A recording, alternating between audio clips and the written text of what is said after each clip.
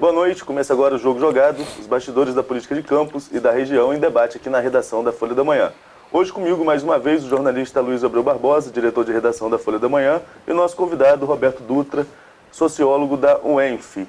Nosso primeiro assunto em pauta é um assunto de repercussão mundial, que começou a ser explorado desde ontem, com a reação da economia em todo o mundo, com a mudança no preço do petróleo. Pra você ter uma ideia, por exemplo, o petróleo caiu 24% o preço do petróleo Brent, e isso vai atingir o orçamento de todas as esferas do Brasil, sobretudo a economia do Rio de Janeiro e da cidade de Campos, que são totalmente dependentes ainda dos royalties. Aloysio, vamos começar esse bate-papo falando um pouquinho sobre essa questão do petróleo. O que levou essa conjuntura a despencar tanto o preço do petróleo em um dia? De repente, cai da casa de 45 para a casa dos 30. A causa foi uma disputa geopolítica, né? A partir da crise na Síria. Os Estados Unidos têm tirado a sua presença militar da Síria com a política isolacionista do Trump. Né? A Síria sempre foi um quintal da antiga União Soviética que permanece dentro da Rússia, né? E tem disputas com a Arábia Saudita. A Arábia Saudita é o maior produtor de petróleo do mundo, né? É um petróleo barato, porque ao contrário do petróleo, por exemplo, aqui na Bacia de Campos, que é muito profundo, ou do Alasca, onde todas as maiores reservas dos Estados Unidos, que é um petróleo que está sob gelo, lá é quase a flor da terra, então é um petróleo barato, fácil de tirar, não tem muito custo. E eles manipularam, né, o príncipe Salman, né, acusado de ter assassinado, esquartejado um jornalista que escrevia matérias das quais ele não gostava na embaixada da Arábia Saudita em Istambul, né? Ele, de maneira artificial, mexeu aí no preço do petróleo, jogou mais petróleo no mercado e a lei de oferta e procura, né? Se tem mais petróleo, baixa o preço.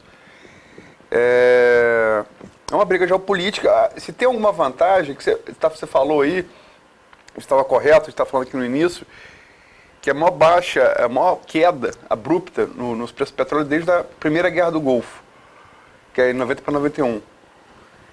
Embora os historiadores eles falem que é a mesma coisa, que a guerra Irã-Iraque, Primeira Guerra do Golfo e a Segunda Guerra do Golfo.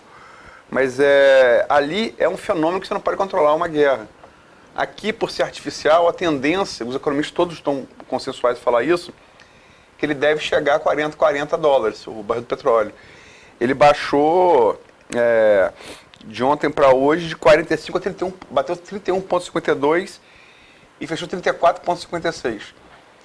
Como você disse, afeta todas as economias do estado do Rio de Janeiro, petrorrentistas, né? Campos, São João da Barra, Niterói, Maricá, Quissamã, Macaé, tá todo mundo no mesmo barco, São João da Barra. E você, Roberto, achou o que desse movimento geopolítico? É um movimento geopolítico que não é novo, né? Na intensidade que ele foi feito, ele traz danos que das outras vezes que a Arábia Saudita resolveu controlar artificialmente o preço do petróleo, ele não veio de modo tão intenso. Dessa vez, no entanto, além de intenso, pega no nosso caso, no caso do Brasil, o país no momento econômico muitíssimo delicado, né, onde as perspectivas de recuperação já se mostram muito falsas, né, e cada vez menos críveis, e a Bolsa refletiu isso, né, a gente está se aproximando de um momento crítico como a gente talvez não visse, né, desde a crise de 2009. É claro que a economia brasileira caiu muito depois, né, sobretudo no segundo governo Dilma, a pior recessão da história, mas vamos ver realmente o governo brasileiro aí e, claro, as administrações locais e estaduais que dependem do barril, né, mas para a economia como um todo é o maior desafio. Né? O governo inicia o ano com um desafio econômico muito grande, onde ele tem que testar a sua capacidade política também. Você fala o governo nos 3 níveis? Sobretudo o governo federal, né? Onde recai, né, a responsabilidade política pela condução da política econômica. E com PIBinho de 1%? E com PIBinho de A gente sabe que essas coisas não estão necessariamente ligadas, mas quando se fala em expectativa, e economia e expectativa, elas se ligam imediatamente. As condições internas são muito ruins, com a piora das condições externas. O Brasil é um país cada vez mais dependente de produtos primários, entre os quais o petróleo, né? Se numa economia mais complexa, mais diversificada, o efeito de qualquer diminuição do preço de produtos primários nos mercados internacionais é menor.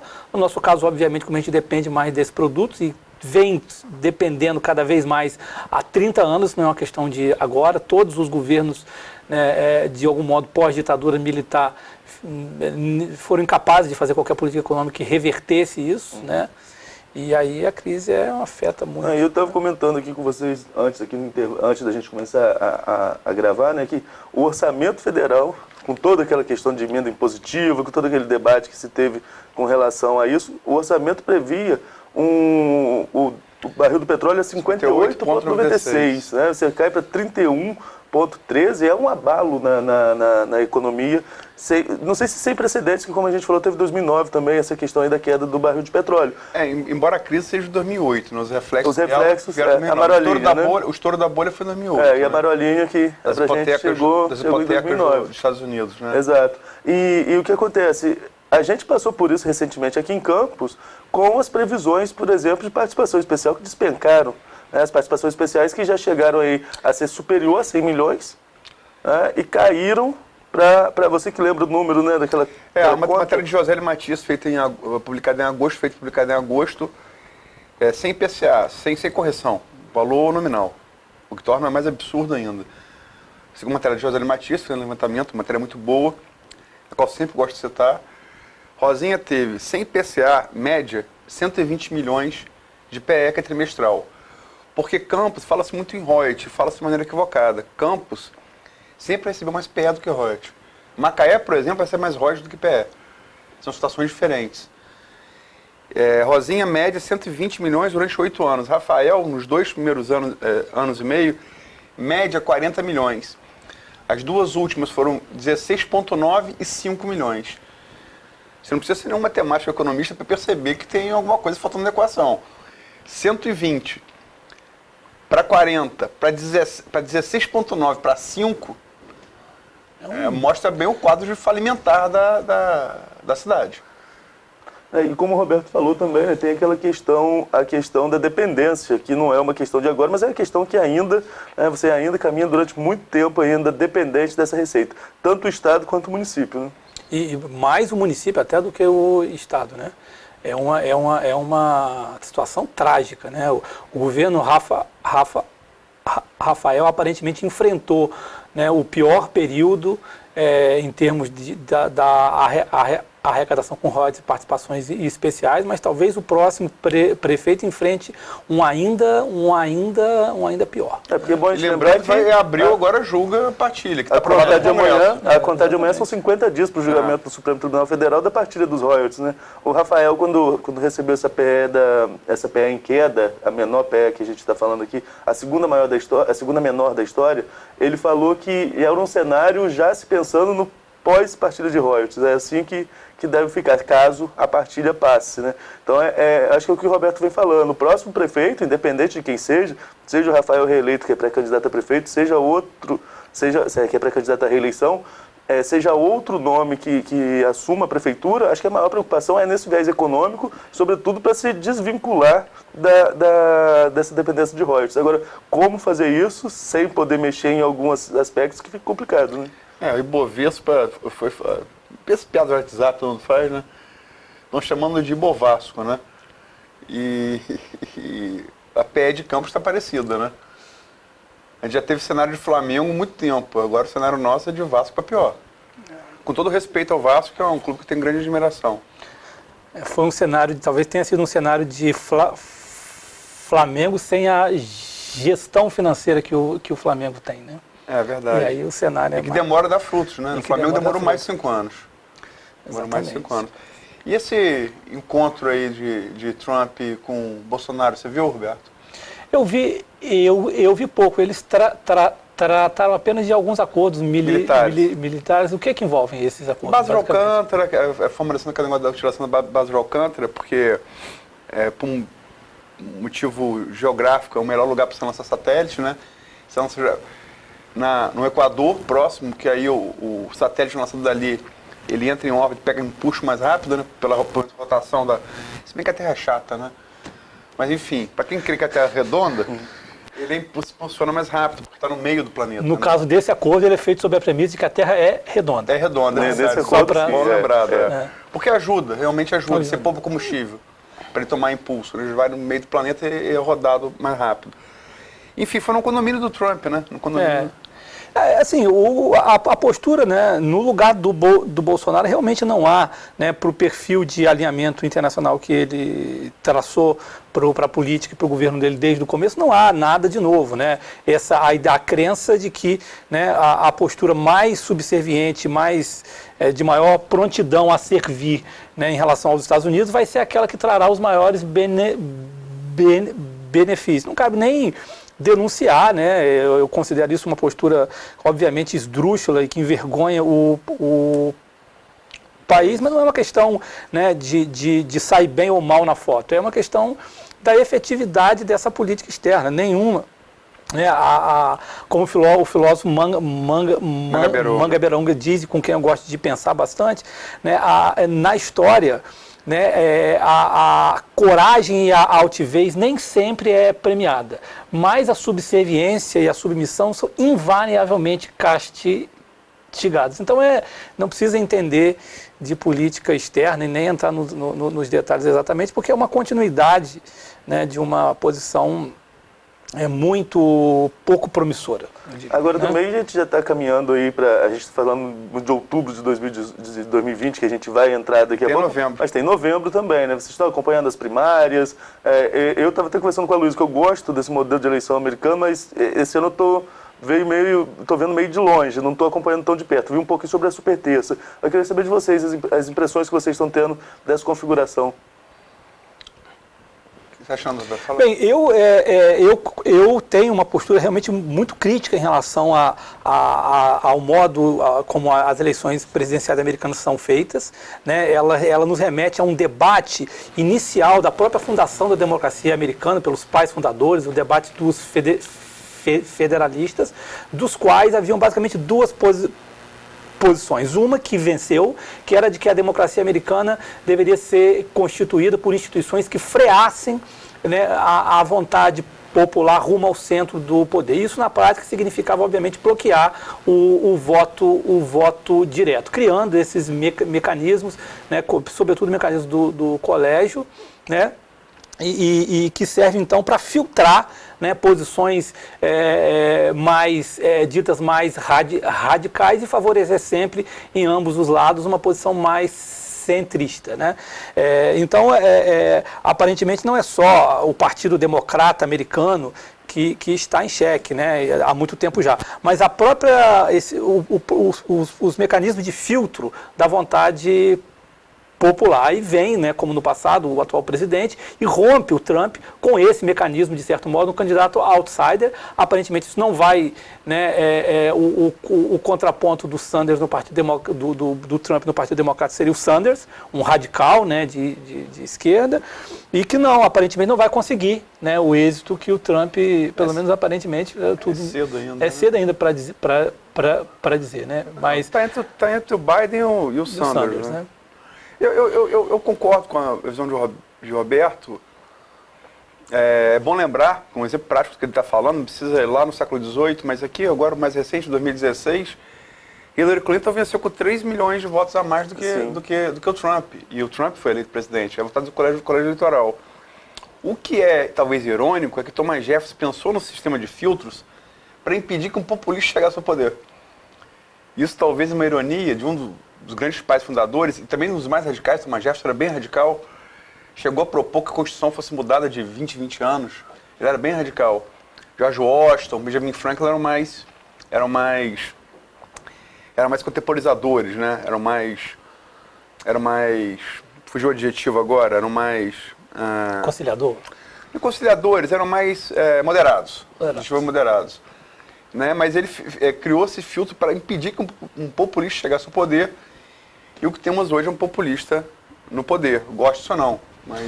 Mas eu acho que tem uma questão ideológica e conceitual no fundo que se coloca nessa discussão aí, que é o ponto em que o medo do populismo passa a ser medo da democracia. E aí difunde-se uma crença em que há teóricos, militantes, teóricos na esquerda que defendem, né, a nível global e tudo, que a resposta que tem que ser dada ao populismo de direita é um populismo de esquerda. Eu não diria tanto, mas há, por outro lado, pessoas que defendem que tem uma postura que eu chamaria de uma certa nostalgia centrista, com um diagnóstico correto de que o colapso da crença nas instituições democráticas liberais americanas e na Europa tem a ver com um avanço de um populismo de direita sobre o centro e que a alternativa é reconstruir esse centro. Como se não adianta a gente investir não seria o mais adequado investir numa estratégia radical como a do Sanders, né? Porque essa estratégia, no fundo, é o mesmo veneno com sinal trocado que a direita traz. Eu, pessoalmente, acho que não é bem assim. Né? A ideia de que políticas radicais, de que uma esquerda radical é necessariamente uma esquerda sectária, ela precisa ser relativizada. Boa parte do colapso político e que a democracia vem aos poucos sofrendo nos Estados Unidos e em alguns países como no nosso mais rapidamente, tem a ver com promessas de transformação estrutural que uma esquerda excessivamente moderada não foi capaz sequer de levar a sério. Né? A gente confunde duas coisas que eu acho que tem que ser separadas. Radicalismo com estreiteza de apoio político. Né? Uma política de transformação radical da sociedade, como a de Roosevelt, por exemplo, que transformou o New Deal, ou a de Vargas, para o momento, ou até mesmo da ditadura militar em algumas épocas, gostando ou não, mas foram governos de uma energia, períodos de uma energia política e de uma velocidade. Você está falando aqui de subserviência.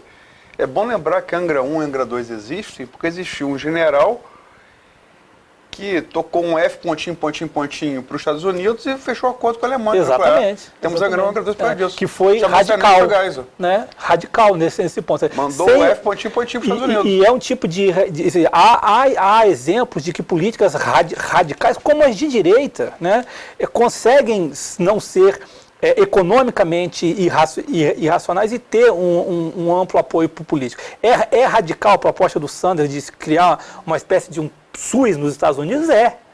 Porque os Estados Unidos têm uma cultura e uma estrutura institucional privatista em relação ao acesso à saúde.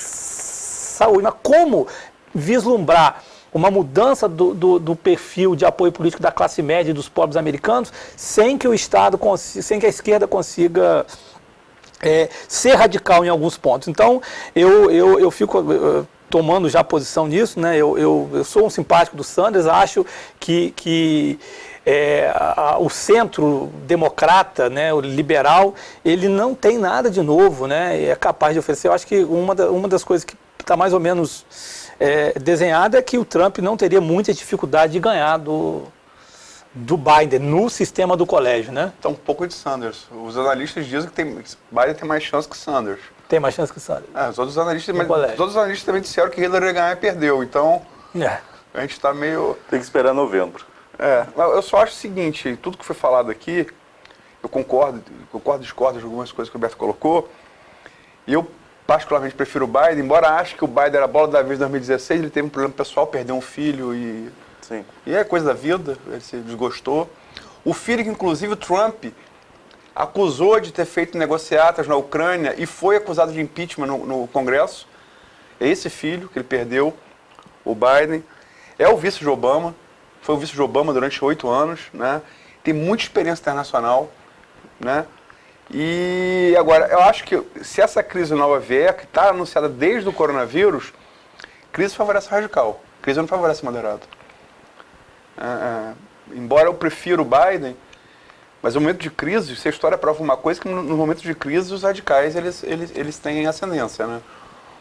Mas vamos ver, novembro vai saber. Até lá a gente sabe o candidato. Agora, foi a maior reviravolta nas primárias da história da democracia americana.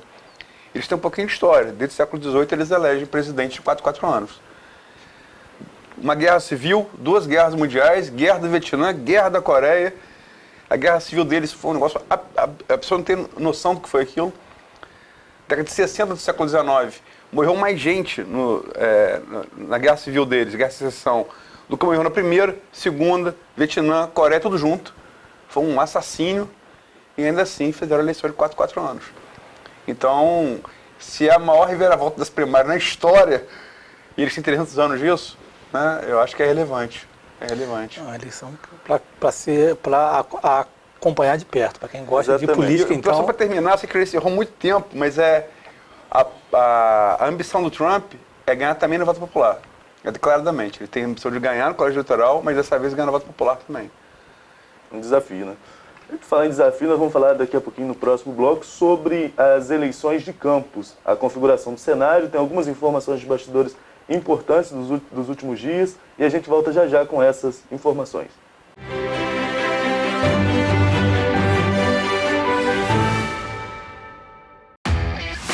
Toca música, notícia, informação. Folha FM 98,3.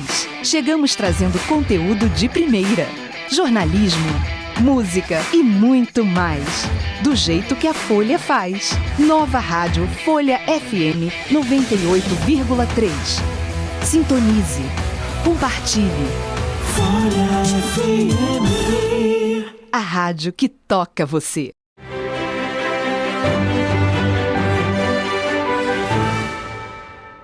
Estamos de volta com o Jogo Jogado, os bastidores de políticas de campos da região e do mundo, né? A gente passou também aqui pela eleição dos Estados Unidos e a crise econômica mundial. Hoje participam comigo aqui o jornalista Luiz Abreu Barbosa e o sociólogo Roberto Dutra. Agora a gente vai falar um pouco sobre a política de campos, com informações de bastidores, sobretudo no último fim de semana. A gente começou a receber algumas informações, né? Porque desde janeiro, sobretudo, a gente tem colocado a pré-candidatura do Caio Viana com o apoio do deputado estadual Rodrigo Bacelar. E algumas informações de bastidores começam a demonstrar aí um certo racha, uma certa briga entre os dois nessa configuração política. A Luiz também recebeu esse tipo de informação. Eu comecei a receber isso na sexta e no sábado com mais detalhes. Você também ficou sabendo dessa configuração? Só para o ponto anterior ainda, na correlação de Bolsonaro e Trump, ou Biden, ou Sanders, que a gente falou uma coisa fundamental. Qualquer opção que não Trump, Bolsonaro está isolado. Exatamente. Tanto sendo Sanders, sendo Biden, qualquer um dos dois, Bolsonaro está isolado. O Brasil corre risco de virar o Irã. Né? É a única aliança. Possível. Enfim. Em relação eu tive informação com você, né, que eu não diria racha, eu diria uma distensão. Né? São dois modos operantes, eu não preciso ter grande informação, basta quem conhece um pouco o Rodrigo, quem conhece um pouco o Caio, são dois modos completamente diferentes de trabalhar. Rodrigo é muito intenso e Caio não. Para ficar assim numa coisa menos intensa, Caio não. Então, teve sinais, você tem um site ligado a Rodrigo que colocou uma coisa relacionada a medo, fez uma postagem criticando um site que é muito ligado a Rodrigo, alimentando esse tipo de questionamento em relação a Caio. Inclusive medo de vir aqui, não num jogo jogado, mas de vir no Folha no Ar e falar com a Folha. É uma das coisas pelas quais ele é acusado, não sem razão. Né?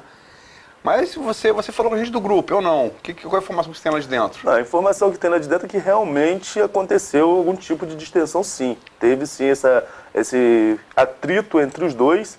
Inclusive, já se falou em outros pré-candidatos. Citam até um ex-juiz, o Pedro Henrique. Você conhece? Foi da Vara da Infância. Foi da Vara da Infância. Citam o nome dele como possível pré-candidato que contaria com o apoio da família Bacelar. Mas aí a gente tem que ver como vai ficar toda essa configuração, porque tem o PDT, partido que o Marcos Bacelar está indo, o Rodrigo está no Solidariedade, é um outro partido, né? É uma outra configuração. Mas é tudo muito, muito cedo ainda, né? A gente está em período de janela partidária, tem tempo ainda de mudança de vereador, para ver qual vereador vai para onde. Já circularam aí alguns nomes de vereadores que iriam para o PDT e nem todos confirmam. Falam que Caio tem 7 vereadores. Realmente até tem, porque o G8 rachou, 3 foram para Rafael, 4 foram para Caio e a Joilza está ali ainda indecisa, não confirmou para onde iria. O Vladimir também, que já foi ligado ao grupo. E é do partido do Vladimir, ainda é do PSD. Se ela continuar no PSD, a tendência é que ela... Foi secretário de Educação de Rosinha, garotinho. Justamente, né? Então tem toda essa configuração ainda para se arrumar ali de quem vai ficar com quem. Agora, quem vai para o PDT é uma outra história. Você falou em sites divulgando algumas informações, por exemplo, disseram que um problema do Caio com o Rodrigo seria a pré-candidatura à reeleição do vereador Igor Pereira, apontado como líder do G8. Porque Igor estaria acordado de ir para o Solidariedade de Rodrigo para tentar ser o puxador, né, como um vereador de mandato, natural que todo vereador de mandato seja puxador de legenda, e Caio estaria costurando para que Igor fosse para o PDT. E isso poderia ter criado aí um certo atrito entre os dois. Depois dessa informação de atrito, que a gente recebeu informações do próprio grupo deles, do Caio e do Vladimir, dizendo que realmente houve essa distensão. Agora, até onde isso vai permanecer, a gente não sabe, até porque política muda tudo muito rápido e pesquisas não podem ser feitas e divulgadas sem registros. Mas a gente sabe que todos os grupos políticos estão fazendo suas pesquisas e aí analisando como está o termômetro junto à população. E isso vai direcionar muita coisa. Sem registro no período eleitoral, agora pode. Não, ainda não. Desde 1º de janeiro não pode mais. 1º de janeiro? Mudou agora? Desde 1º de janeiro. Desde 1º de janeiro não pode mais ser divulgado. Então, mas as internas acontecem e elas são termômetro para todos os grupos políticos, né? Todos eles estão analisando aí como está ficando o tabuleiro e a gente não sabe também se não é nenhuma reação a uma possível mudança de percentual de aceitação de um pré-candidato ou outro. Tudo isso pode estar no jogo ainda. As informações que eu tenho, eu vi algumas pesquisas, a informação que eu tenho é que Caio estaria patinando. Os números que eu vi, Caio estaria patinando. Né? Cresceu e tal, e tem um residual, Arnaldo, tem o recall de ter disputado a última eleição de deputado federal, disputou anterior, 2018, disputou anterior prefeito, foi bem votado em ambas. Mas ainda à frente de Rafael. Algumas pesquisas mostram eles talvez num empate técnico na margem de erro, né? Depende de pesquisas que tem margem de erro maior, pesquisas que tem margem de erro menor. Mas o cenário seria de liderança de Vladimir e Caio teria parado de crescer.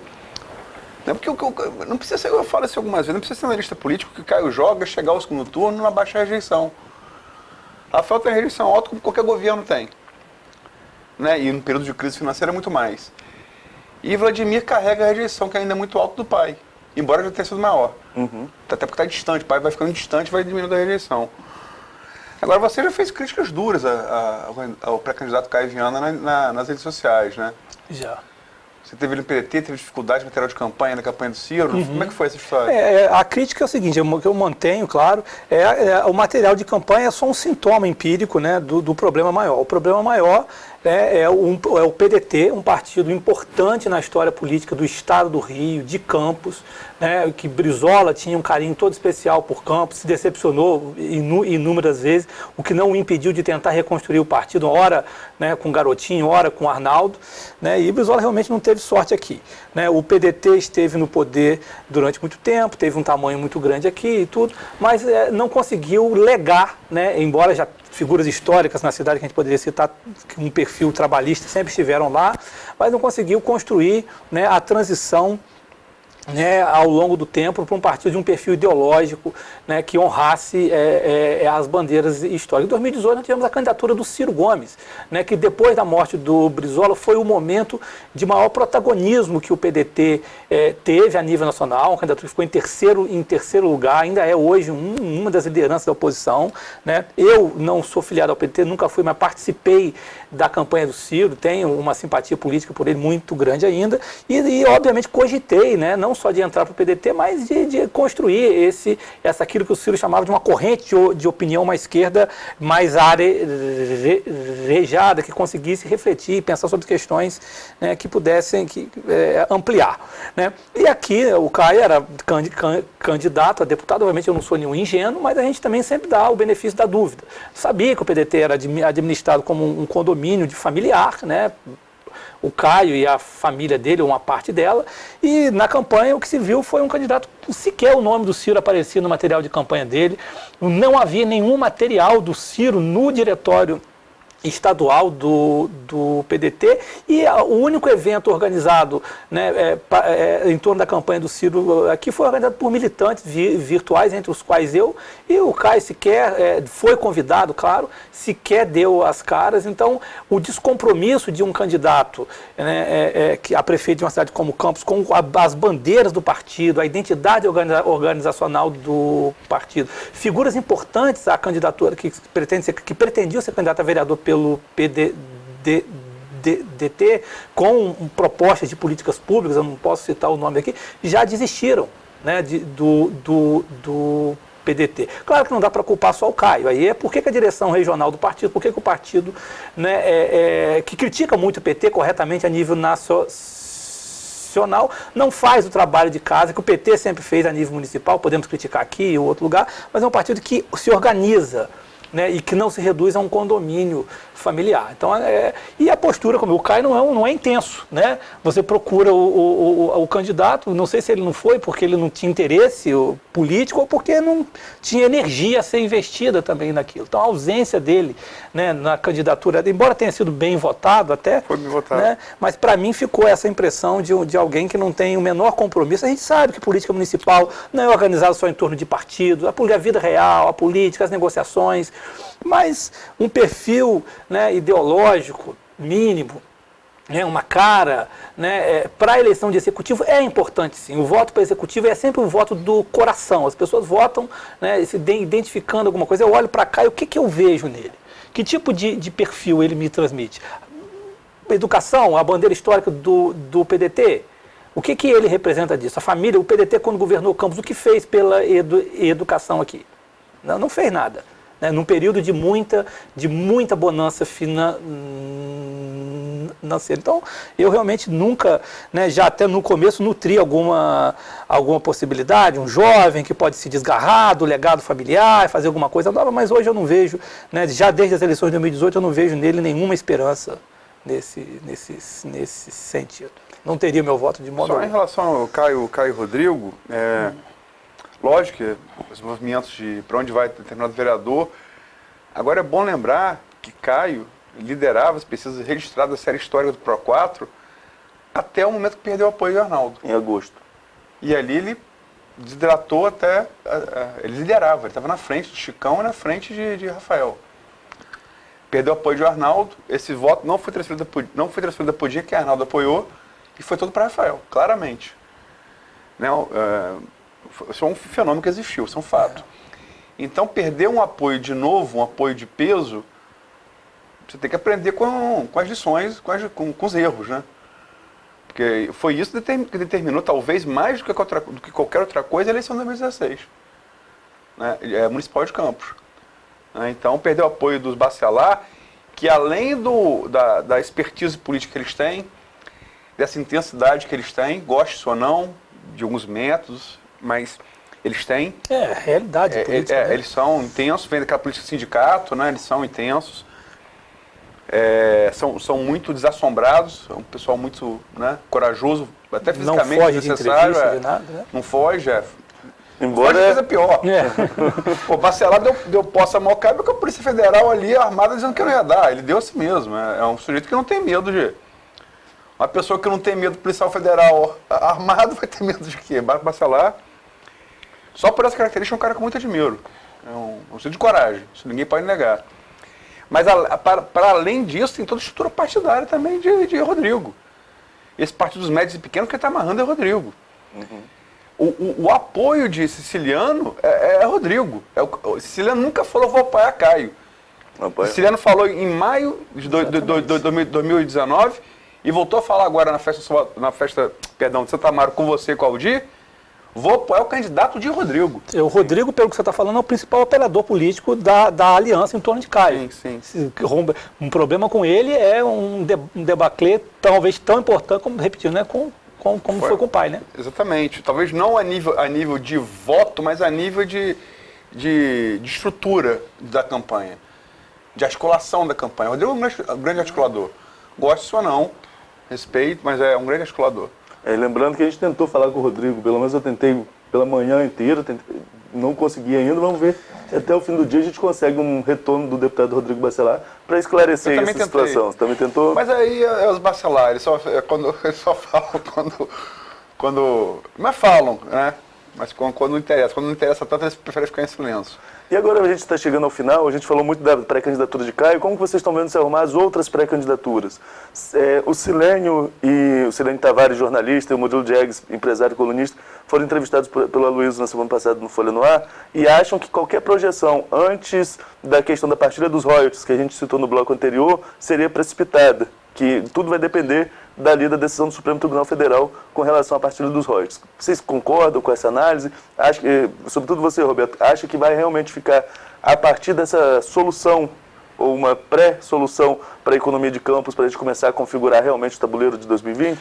Eu acho que tem uma influência, sim, a questão da decisão judicial sobre a partilha, mas a política tem uma dinâmica própria, né? E ela vai se desenhando. Eu acho que o principal indicador, que é um indicador mais interno, né, dos partidos, dos operadores, que são as pesquisas de opinião sobre, né, o potencial político dos pré-candidatos a prefeito, ele já vai se configurando. A gente, obviamente, não consegue prever porque é da política, essa imprevisibilidade mesmo, né?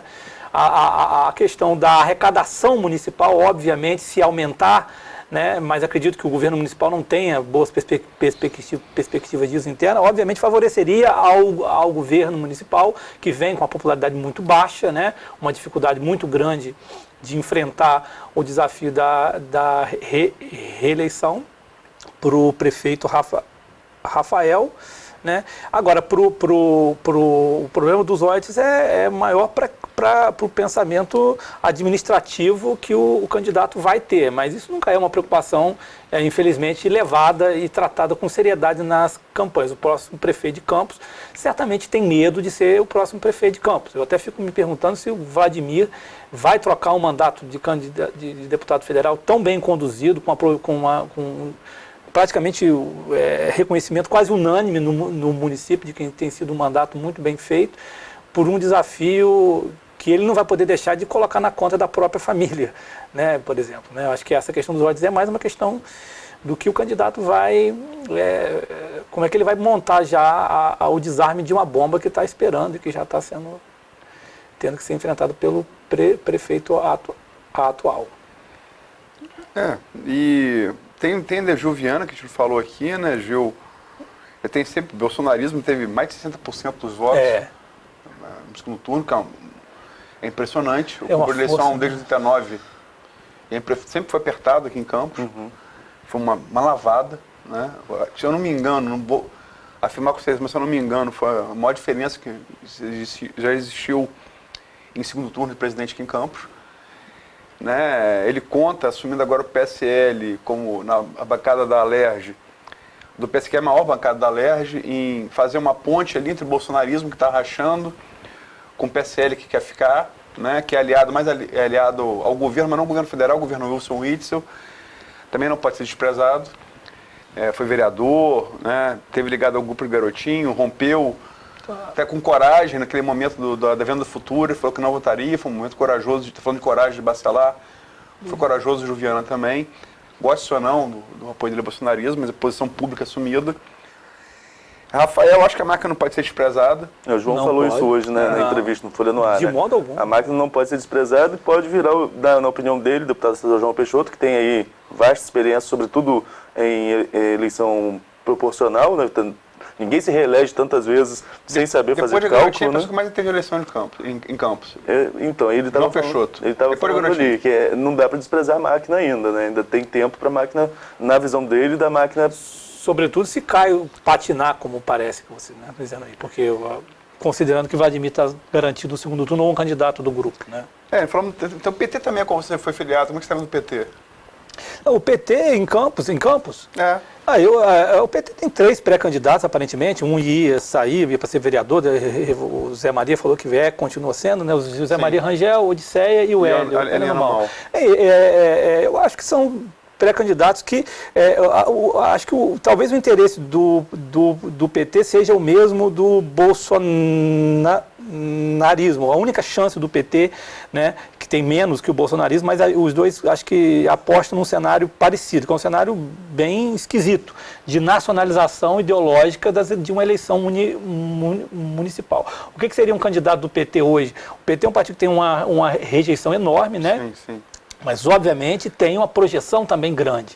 Então, o PT sempre foi pequeno aqui, nunca teve um candidato a prefeito de peso no Rio, né? Sempre foi pequeno. Né? Sempre foi pequeno. Aqui em Campos, Hélio Anamal já foi candidato a vice de Arnaldo. Sempre quando eu era filiado, o PT lançou candidato de última hora, uma petroleira que foi candidata, não estou me lembrando agora o nome. Né? Eu sei. Luísa Botelho. Luísa Botelho. Então, sinceramente, eu não considero... Teve a eleição de Macou, né? Macou foi pelo PT. Acho que foi pelo PT. Ele ficou em terceiro, né? Ficou em segundo. Ficou em segundo. Porque o voto de Arnaldo... Foi primeiro turno, perdeu no... Os votos de Arnaldo não foram contabilizados. Foi a maior... Quer dizer, mas Macou era um candidato que teve voto porque era Macou. Né? Foi a única vez que o PT fez um movimento de ampliação, um candidato que não tinha realmente uma história do partido, tanto é que logo depois saiu. Então, eu, sinceramente, não é por... Saiu com várias críticas do PT. Eu acho que o PT não tem chance. Tem Beethoven também, do PSDB, né? Beethoven, que é presidente do partido, deve ser candidato. Enfim, aí você acha o quê? Falando muito, você acha o quê? Eu concordo com essa questão de que o Silênio e o Murilo levantaram da questão de abril. Acho que é importantíssimo esse debate da questão da partilha dos royalties. Acho que ali vai ter muita... O próprio Vladimir já falou isso nas entrelinhas, lá na festa de Santo Amaro, né? Que a decisão dele está linkada à decisão do Supremo Tribunal Federal. E é um candidato importantíssimo, como o Roberto colocou aqui, se projeta no segundo turno com um candidato do garotismo no segundo turno, ligado ao grupo garotista, e um outro candidato, que aí estaria os outros correndo para chegar a esse segundo turno. Muito se projeta isso. Hoje seria isso? O papel é hoje. Né? Eleição, ele é político como nuvem, né? Aquela velha máxima. Mas, então eu acho que a gente tem que esperar mesmo essas definições, esperar as configurações partidárias, porque partido não se fecha em diretório municipal. Partido, já vimos muitas rasteiras no estadual. A gente lembra do PSB com Caio, na eleição de 2016, dormia com o Caio, acordava com o garotinho e era uma correria. A matéria que a gente fechava meia-noite, 1h da manhã no jornal impresso, de manhã ela já estava velha, tinha que atualizar para o online porque a gente não sabia. Então o partido se fecha por cima, então tem que esperar essas configurações aí para a gente ver como vai caminhar. E a fome tem que ser dosada. A gente fechar por cima, a fome tem que ser dosada, porque foi a fome de partido de Caio que fez ele romper com o Arnaldo. Sim. Tirou o pai do PDT, tirou o pai depois do PEN, né, que nem existe mais. Aí Arnaldo, encurralado, reagiu. Que Arnaldo não é de embate, Arnaldo é mais de contemporizar. Mas perdeu o PDT, que era a agenda histórica dele. E ele é muito ligado a Brizola. Arnaldo é realmente fato, ele admira Brizola. Perde o PDT, a agenda histórica perde, depois o PEN, que é o Nanico. Aí ele, encurralado, ele rompeu. Foi pro MDB, apoiou o Pudim. Quer dizer, então a fome tem que ser dosada também. Com fome demais, deixar o outro sem alternativa nenhuma, o outro reage, né? Tem que ter cuidado. Agora, Gil, a gente não falou de Gil, mas eu acho que Gil, o perfil ideológico do bolsonarismo é um recurso que vale a pena investir mesmo, né? Um candidato tem todos os motivos para tentar incorporar esse perfil. É uma aposta, né? O que seria uma candidatura municipal bolsonarista nesse contexto, né? Pode dar muito certo, mas pode patinar. A lógica até aqui na história política do mundo, né, do Brasil principalmente, é que a eleição municipal tem um outro perfil, tem uma outra lógica, né? Questões ideológicas não têm um papel tão importante, né? Então vamos encerrando, a gente estourou um pouquinho nos dois blocos com os assuntos, mas são assuntos que... Mas às vezes tem. O maior fenômeno integralista foi em Campos, foi o... Metralharam um comício aqui na Praça Salvador. Campos Campos tem história. Morreu gente. A irmã do meu pai nasceu no dia, tia Ana, que hoje é bolsonarista. Ela estava nascendo e fala que ela tem temperamento explosivo porque ela nasceu nasceu durante o tiroteio. Então, às vezes, a história nacional... a esposa de um usineiro, né, foi assassinada, né? Acho que foi em 38, 39. Né? Comício integralista aqui na Praça Salvador, debelada bala. Então a história é Getúlio Vargas, né? Campos é o espelho do Brasil. Então a gente vai ficando por aqui, a gente acabou estourando um pouquinho nos dois blocos. Na quinta-feira a gente volta com mais informações dos bastidores da política local e regional. Agradecer ao Roberto pela participação e na prazer. quinta Obrigado, Roberto. a gente volta com mais informações. Até lá.